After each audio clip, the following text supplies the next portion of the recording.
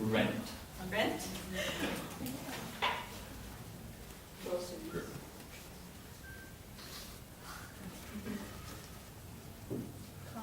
College? Is that it? Phone bill. No. Yeah. That was not in there. Okay, so as the teacher, you would pick out a few keywords from the listening activity before you do it, and just try to elicit from your students what they think the topic of the listening exercise is from these keywords. So for example, we are actually going to listen to this conversation. What on earth could it be about? Money. Having a job. Getting a job. Getting a job. While having kids. Being a mom. Being a Growing mom. up. Oh, what? Growing up. Becoming an adult. Growing up. Deductibles for your tax. Deductibles. Okay. Exclusionary policies, they are. Yes. Or social issues, cost of living, anything. Economy. So again, assuring your students before you do this activity, every answer is okay. They're, like whether they're right or not, it gets them thinking about how those words are used in context, like where they've heard them before. So I guess that's the biggest point I'm trying to get across, is about process. It's not about being right or wrong, especially in an exercise like this. So these are all very good answers, even the exclusionary policy. I don't know what that is. So, very nice. Maybe it's what you don't have when you're homeless.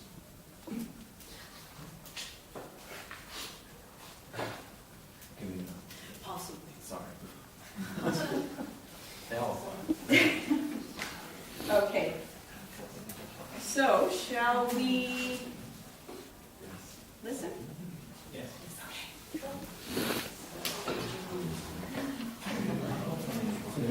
And then we can figure out which one of those predictions is closest to reality. Health insurance, childcare bills, rent. Now that I'm going to school and only working part-time, I have a hard time making ends meet. Health insurance is really expensive, isn't it? Yeah, my company used to pay for it when I was working full-time. And childcare isn't cheap, is it? No, it's not. After I pay for rent and groceries, almost all my money goes to pay for my son's daycare. Colleges should provide free daycare for students with children. I think so too, but they don't have any services like that at my school. Okay. Page 103. So, would you, growing up? Being a mom. Being a student. Single mother. Being an adult. Single mother. Single student mother. Yeah. Part-timer. Making ends meet. She Yes. says she uses that phrase, making ends meet. Yeah. Very nice. See, no wrong answers. No wrong answers. Okay, awesome. So, now I'm going to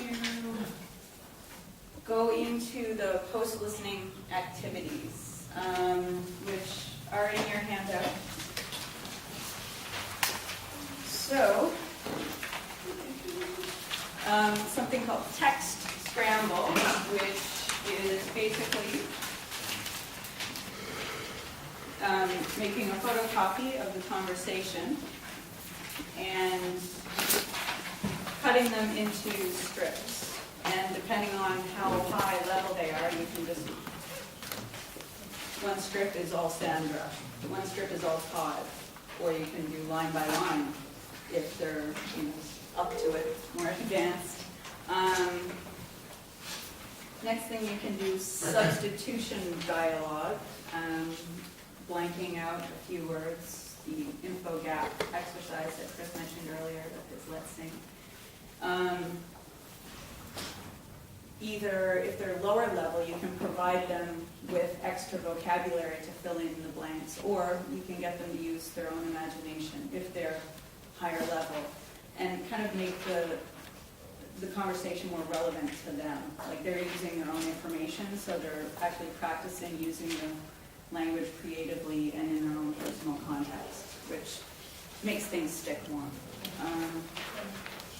Disappearing dialogue, again, which is like scaffolding, erasing kind of keywords in the sentence and getting them to read through it again, and gradually taking away more of the conversation until they can reproduce it pretty well. Expanded dialogue is giving them this and then adding another line for Todd and another line for Sarah, or 2 more lines for Todd, 2 more lines for Sarah, and get them to imagine how that conversation would naturally progress.